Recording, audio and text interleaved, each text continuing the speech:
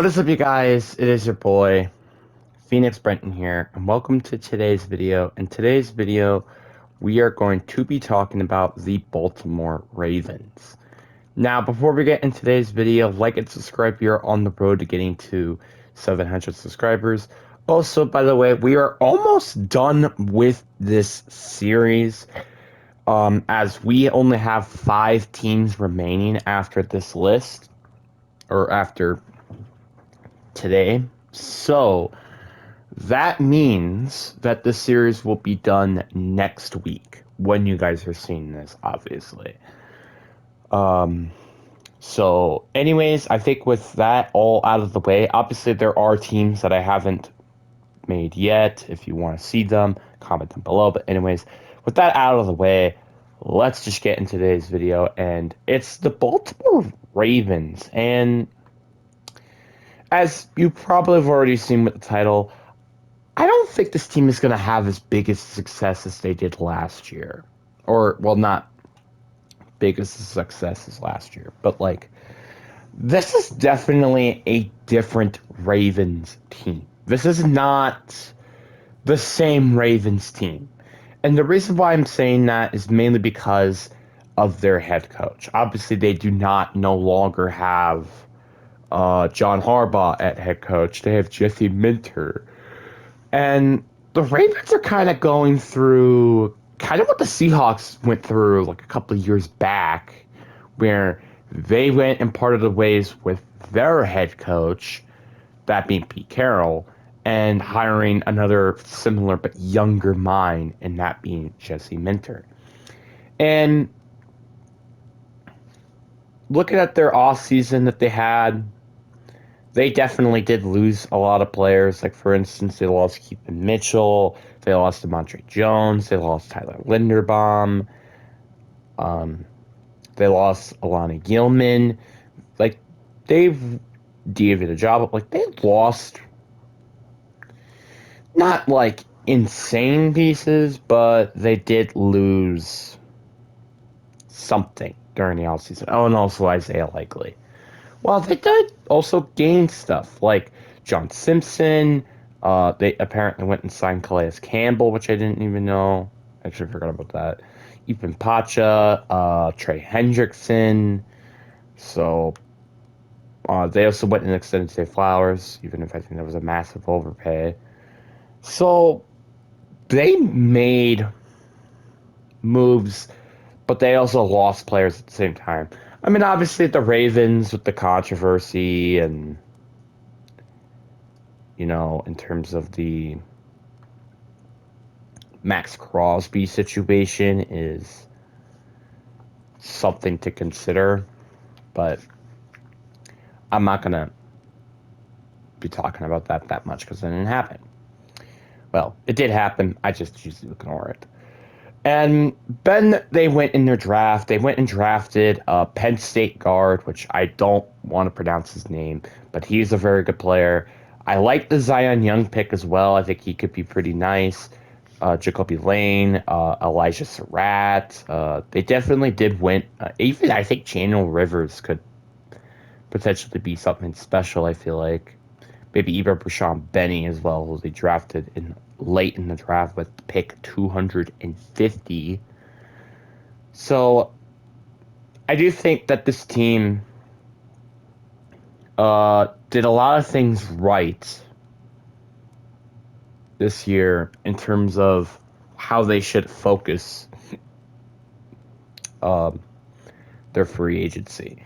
And I mean, like, looking at the roster is still pretty reputationally solid. Like, yeah, you kind of do need to hope for Bateman, Dazak Watkins, Jacoby Lane, or Elijah Surratt to step up as that WR2 or WR3 or both. But I digress.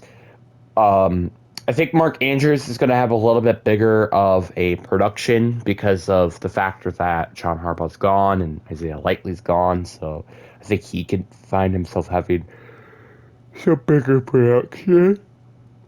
Offensive line, very, very solid. Still reputationally good.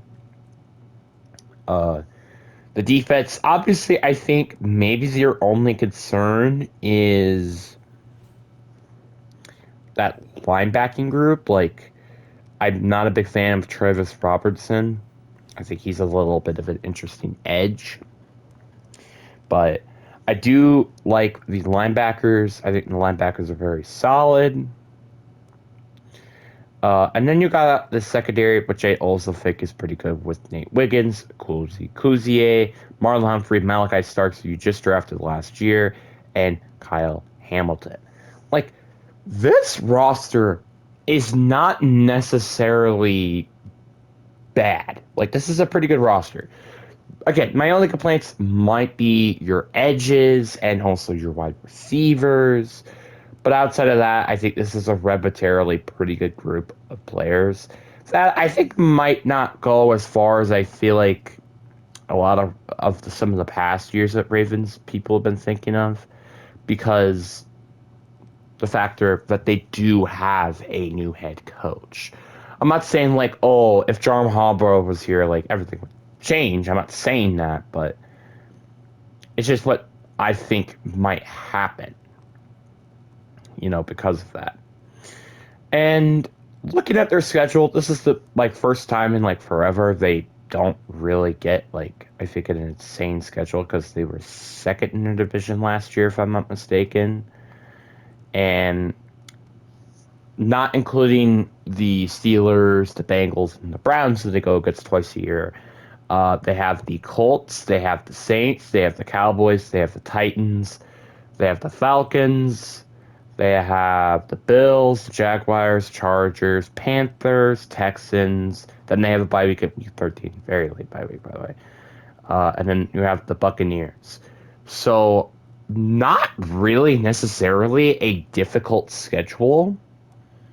And I think it could definitely be a very easy schedule depending on how you look at it. So, obviously, we're going to do the floor first. I do think they probably will split the series with all their teams in the division as their floor. I just think that's how that's going to work. I know people are going to be like, no, they can't sweep the Browns. Like, they always sometimes struggle against them at home, which is why I'm having it like that. But that's just me. Uh, I do think they could lose to the Colts on the road. I think that can definitely happen, because you never know with the Colts, I guess. I do think that they will definitely beat the Saints at home. You will lose to Dallas in Brazil. You will beat Tennessee. You will beat Atlanta on the road. But you will lose to Buffalo on the road. I do think I think I'd give them the win against Jacksonville, but you will lose at home against LA. I think you could also lose to Carolina on the road. Same thing with Houston. And I do have you beating Tampa after the bye week. So that puts their floor at a 8-9. So literally what was exactly what their record was last year. That is literally your probably worst case scenario, in my opinion. Because I do think Jesse Minter's not that bad of a head coach. It's just, again, it's his first year. Then let's talk about their ceiling. I think they could definitely probably sweep their entire division. But I think the only one I don't think you will is Pittsburgh, because Pittsburgh usually beats you once per year, even if it is a different head coach. I just don't necessarily buy it yet. So mainly everything is going to kind of, well, most things are going to stay the same there. You will definitely beat the Colts on the road. Obviously, all the wins before do apply. I think you will beat Dallas in Brazil. I still think you will lose to Buffalo on the road. I think that's kind of a thing. I also think you will also still lose to LA at home, just because of the coaching matter. You will beat the Panthers on the road. I do think the Texans got you, though, on the road regardless. So that puts their ceiling at 13-4. So maybe not the craziest ceiling for this team in a while, but their floor is still kind of arbitrarily the same. I don't really see this team like this team is definitely still a playoff caliber team. That's just kind of a given.